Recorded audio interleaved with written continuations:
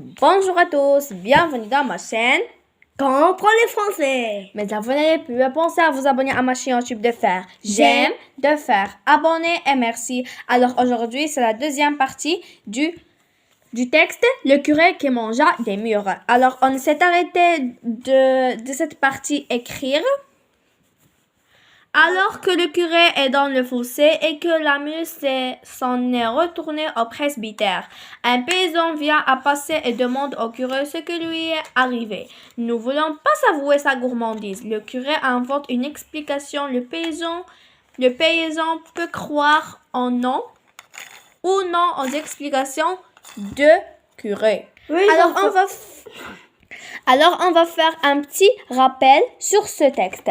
Alors, le texte parle d'un curé qui partait sur sa mule, marchait sur son chemin. Il s'arrêta pour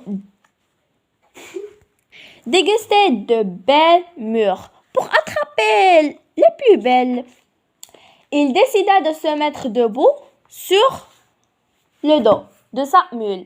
Il est satisfait d'elle car elle est patiente et ne bouge pas. Il pensa toute forte qu'il ne faudrait pas qu'il y ait un forceur qui passe par là et qu'il crie. La mule se mit donc à s'écrater du buisson et le curé perdit l'équilibre et se retrouva dans le fossé plein de boue et s'est fait une entorse.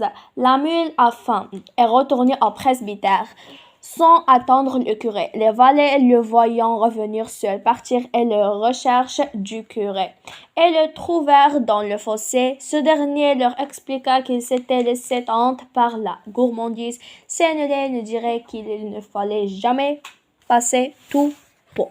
Alors, on va retourner à cette partie. Consigne d'écriture. Faites dialoguer les deux personnages. Réalisez votre travail. Vérifiez la ponctuation et l'orthographe de votre texte. Alors, la date, c'est pas une vraie date. Le paysan. Que faites-vous par terre? Le curé. Je ne comprends pas. Ma mule s'est arrêtée pour boire et je ne sais quel coup de folie elle lui a pris. Elle a fait une riade et m'a fait tomber. Le paysan. Je veux vous aider? Vous n'avez rien de cassé, le curé? Je ne pense pas, le paysan. Mais vous saignez, le curé. Ah bon, où ça? Le paysan. Vos mains sont toutes rouges, le curé. Non. Lorsque je suis tombée, j'ai tenté de m'agripper à une branche sur laquelle il y avait des murs. Le paysan. Oh, nous pouvions goûter, non? Le curé. N'oubliez pas, mon fils, la gourmandise est un vilain défaut. Alors, voici, mes amis, on a continué ce texte et les explications et tout ce qui est autour du texte. Alors, on va partir rejoindre un nouveau texte. Oui, c'est ça le texte. Alors, le titre de ce texte, c'est « Le besoin de travailler ». Nadia est une femme au foyer qui s'ennuie chez elle. Elle aimerait trouver un travail à l'extérieur, mais Ali, son mari, s'y oppose. Pour le moment, elle ne réfléchissait pas vraiment à ce besoin de travailler à l'extérieur, mais il a tardé et elle s'en ouvrit à son mari. Il s'y opposa, il se montra même outré qu'elle accepta l'idée d'avoir un patron pour un salaire très probablement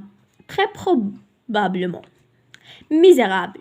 Je connais trop bien la vie professionnelle d'aujourd'hui et je refuse que l'on te manque de respect. Tu n'as aucune notion de la façon dont on traite les femmes subalternes en entreprise et puis tu n'as pas besoin de travailler, tu ne manques de rien. Elle avait souri amèrement et ravalé ses protestations. Le chef avait parlé, il avait décrété à sa place qu'elle ne manquait de rien. Le plus surprenant est qu'elle n'aurait trouvé aucun argument pour le contredire. Qui pu lui dire qu'elle cherchait à occuper ses heures occessives, qu'elle aurait souhaité gagner son propre argent. Poire très flou de se construire une autre identité que la sienne dans les trois tests, l'étouffer et d'accéder à à un espace réservé aux autres. Bien sûr, il y avait aussi probablement la secrète envie de disposer d'un argent sur lequel on n'ait pas de compte à rendre, un argent que l'on ne doive à personne, mais à nos seuls formes.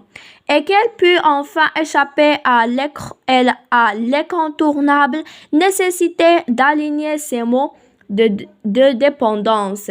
Cru, donne-moi de l'argent, puis l'épicerie pour le coiffeur, pour l'essence. Alors, merci de votre attention. N'oubliez pas de mettre j'aime, de mettre abonné et merci. À bientôt. Au revoir.